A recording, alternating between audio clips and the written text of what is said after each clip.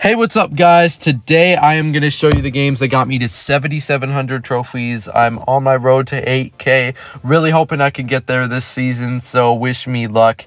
This was around top 400 when I originally got there, but the ranks have dropped a little bit while I'm recording this video. So if you enjoy this, let me know, hit the like and the comments, and please leave some feedback on how I can make my videos better. Game number one, we've got Pandora. As you can see, double number one finishes. It's crazy. It got me really scared when I saw him. When I say game number one, it doesn't mean like this isn't in chronological order. I'm just showing you guys the best wins from my push.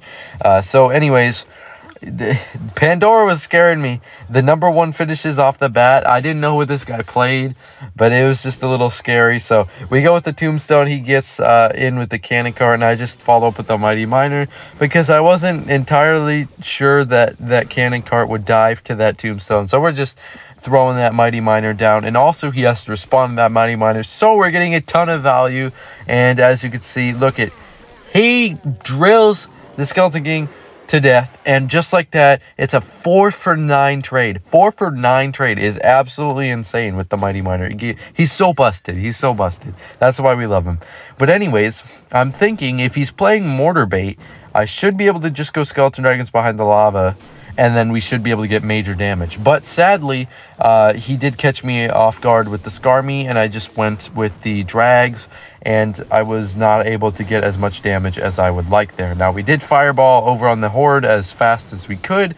I didn't know he had Horde yet, the Flying Machine. I didn't really know what he was playing. But at the last moment, we're going to Zap here, just so that the Lava Hound stays alive for a little longer and we can get some extra damage. And I think that was definitely the good play there, because he would have just gone arrows, I feel like. So with that nice zap last second, he didn't go arrows, he hesitated, so we got a lot more damage. And as you can see, just the Mighty Miner doing his thing, and the Flying Machine died, and now we're up a couple hundred damage, which is really nice. I want to save my Tombstone for his Cannon Cart, since I know Mighty Miner's out of cycle, and I'm not going to have anything for the Cannon Cart if I use my Tombstone. So I wanted to save that, and now we just go with the Tombstone, because I'm not going to over defend on this right lane, but I also don't want to just give it up. I want to make him work for it just a little bit. So now I'm thinking, can we finally get them Skeleton Dragons down behind our lava? I'm going to ignore the Miner, and we are going to go ahead and try and get it down. So I go with the Balloon here. He goes with that nice little play, but we are just going to Drags here, and then we're going to Fireball his Horde and zap that, since we only need the zap for the skeletons. And just like that, as you can see, he's not getting enough DPS, so we do manage to take that tower, and now he's just sitting at 400 HP. That is going to be good game. I believe he gives up after this. I think that was a very good sequence to end the game there. I'm very proud of that, because we managed to stop the Skeleton King and also Fireball his Horde almost as soon as it came down. So I believe that was a pretty winnable matchup versus Pandora, but I'm still happy I beat him to get to 7.7. Next up, I have a matchup versus Rakan. I actually managed to beat him. And this is the real Rakan, although he didn't have the stats on his profile. He had the number 9 finish, or number 8 finish. I think it was number 9. This is the real guy playing Rakan's deck. Lava first play. If you guys want a lava first play, check out Rakan's deck. It's a really good lava first play deck. I myself am just not a lava first play type of guy, so I prefer classic lava. But my hand is thoroughly screwed here, so we're suffering a little bit. And I fireballed here and missed one of the Skeleton Dragons because my hand slipped a little to the left. So it was really just a crappy situation there. But we managed to go with the Mighty Miner, the Skeleton Dragons, and the bomb there, knocking everything back, and we do manage to only take one balloon hit. So it's not ideal, but like I've said in the past, lava matchups aren't based on damage. They're based on big pushes. So even though he's up a ton of damage, the way this matchup goes is we're trading big lava loon pushes. So if he is up a little bit of damage, that's worth it in order to not give up my tower. You never want to sack your whole tower because he's still gonna, if you think about it, he's still gonna go with the whole lava loon push to get the 2,000 damage on my left tower. It doesn't, you know, he's not just gonna get it by going with a random card, a random loon at the bridge, you know. So ultimately it doesn't matter whether you're at 3,000, 2,000, just matters that your tower is alive and not like too low, not too low. But here I just decided to go with the fireball to knock back this Inferno Dragon. It's not the best hand for me. I'd prefer to have Zap there, but I'm just trying to get as much damage as I can from the right lane with the terrible hand that I have. And so here we give up our tower, but we also get his tower down to 900 HP, which I think was really important for us because now we could just build up a lava loon push, and then we've got the Mighty Miner swapping lanes that we can work with. The Mighty Miner is probably what gives us the edge over Rakan in this matchup here. He has a very hard time dealing with it, and you can save your fireball for his barbs if you so need to. So I went with the Zap here just because he's got an arrow Zap to take those out, and he doesn't have it in hand, so it was a really bad Inferno from him. And now he has to deal with this push somehow, and there's no good way for him to deal with it. So he goes in on offense, which was a huge mistake, and he goes with barbs in the pocket, and I was kind of thinking the best play is just going to be to get rid of these barbs. We're taking the right lane, we're taking the left lane. We just got to get rid of those barbarians so that they don't provide a 3 crown push, because now we can go all in on offense, and he has nothing on our king tower except for a lava. And just like that, it's going to be over because he has no spells, only the Eye Drag to defend, and we were able to beat one of the best lava players in the game with this deck. Coming in hot, we have got WDD. Play it Eagle and Mirror. I hate this matchup, and so when I beat this matchup, I am literally ecstatic. Like, I'm so happy to beat this matchup that I just, like, I get so excited. I start using the pig twerking emoji. I start getting a little acting up here. It's just, it's such a nice feeling to beat the Eagleum Rage Night Witch pushes that are just seemingly unstoppable. But the arrows come out, and when I see the arrows like that first play, it's always a deck that likes to tower trade, and they like to punish you for going lava in the back. So I really try to stay away from going lava in the back when I see the arrows or the Zap come out first play, because usually they're just going to punish you and you're going to have a really hard time. And so we're just kind of sitting here in a stalemate because I really don't want to go in with the lava here until I know what he's got. And so we see the Eagleum, and so I believe I go with just the balloon here because I'm trying to make sure I can get some damage out of this. So at the very least, if I lose my tower, we can tower trade. And so here he's got the Night Witch Eagleum. I'm kind of scared. It's looking kind of scary. It's looking kind of bad for us here. But he does go with the E-Dragon, and I believe I used the Mighty Miner here. The Mighty Miner bomb the Mighty Miner bomb and the fireball kills the E-Dragon. But I just decided to just go with the Mighty Miner over on the left lane there because we tower traded. We tower traded, so we're fine.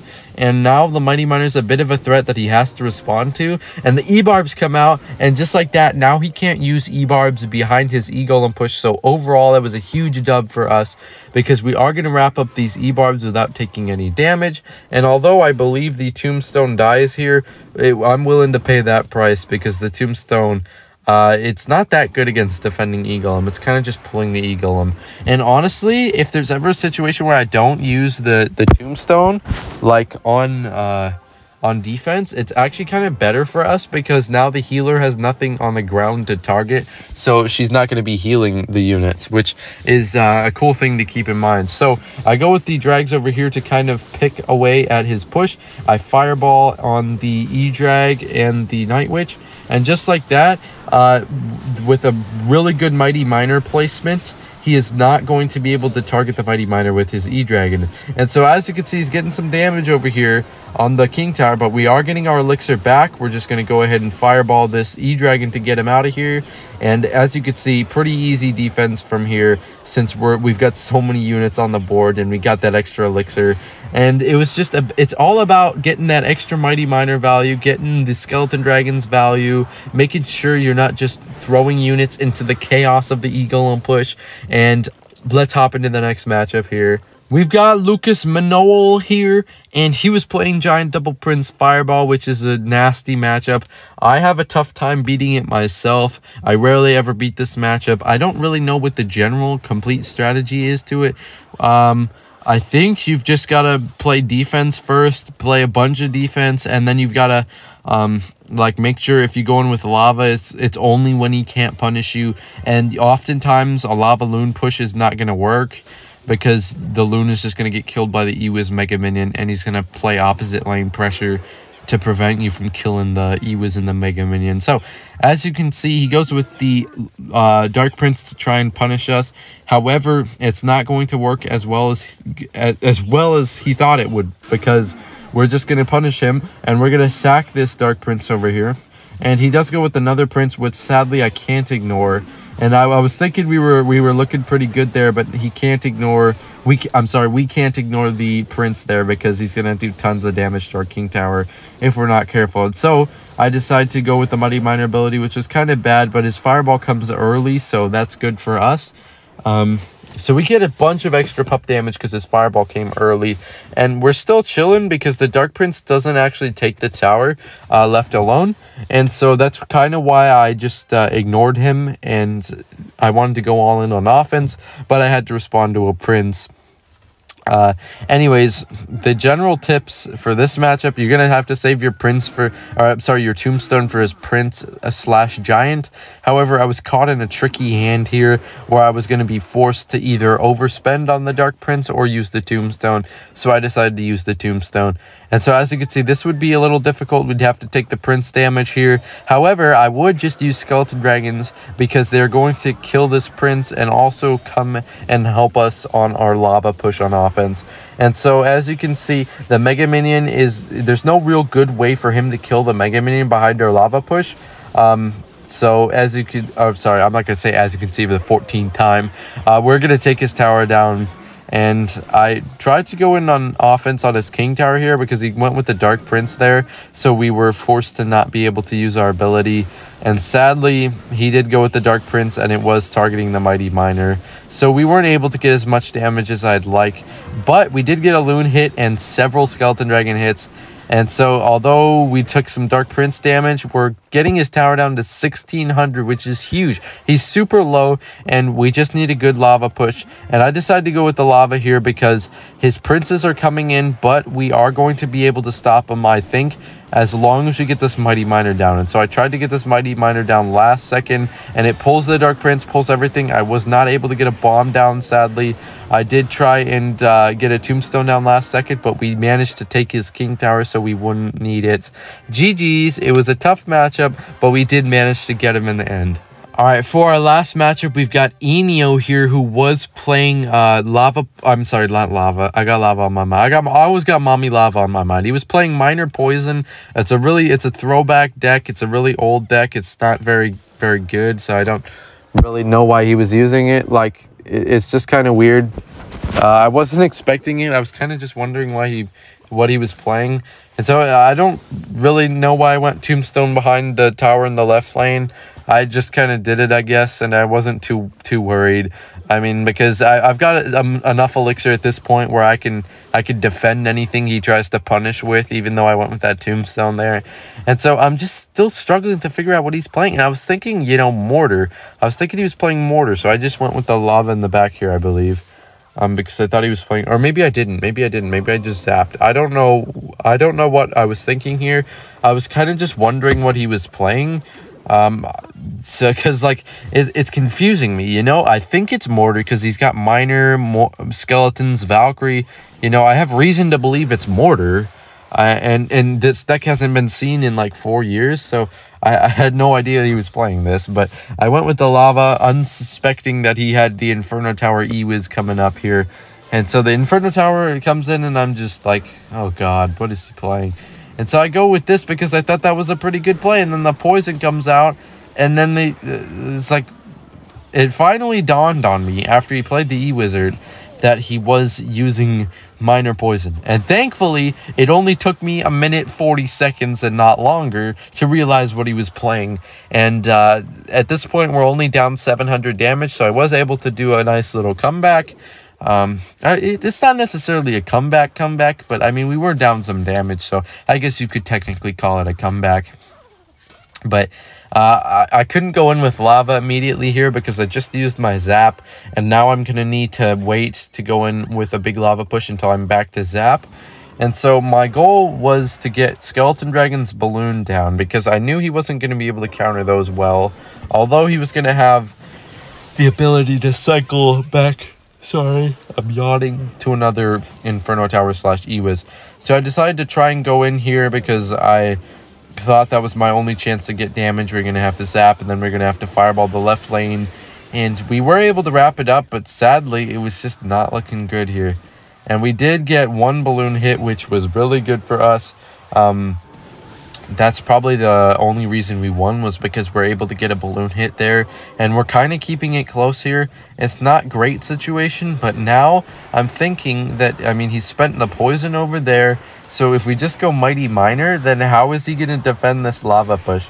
Because if we got a whole lava loon Skeleton Dragons coming down, an Inferno Tower is not going to be able to stop that. And here I was thinking the Ewiz might just have to wait. What if we just fireballed his Inferno Tower to get it out of here, and now the balloon is alive and on the tower, and he's gonna have to Ewiz, but we're gonna get a balloon hit here. We're gonna get some pups damage, the bomb coming in hot, and the Ewiz dies, and just like that, the puppies are gonna finish him off. So if you enjoyed that video, please hit the like button. Let me know if you guys enjoyed that. I've got some mid-ladder videos coming up for you soon. We've got lava decks, different lava decks, and you guys are gonna enjoy the content coming up. Have a great rest of your day / night.